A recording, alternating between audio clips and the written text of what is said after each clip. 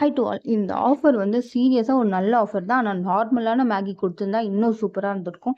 ஏன்னா அது வந்து பார்த்தீங்கன்னா வெஜ் ஆட்டா நூடுல்ஸ். இந்த மேகி வந்து பார்த்தீங்கன்னா மேகி அளவுக்கு டேஸ்ட் இல்லைனாலும் ஏதோ ஓரளவுக்கு டேஸ்ட்டாக இருந்தது.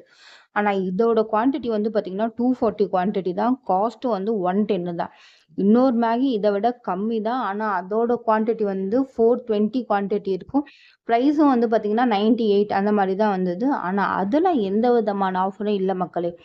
இதை பற்றி நீங்கள் என்ன நினைக்கிறீங்க அப்படின்றத கமெண்ட் பண்ணுங்க. இதெல்லாம் அவங்ககிட்ட சொல்லாமல் வேற யார்கிட்டங்க சொல்ல போகிறேன். மறுபடியும் வேறொரு வீடியோவில் சந்திப்போம். டாட்டா.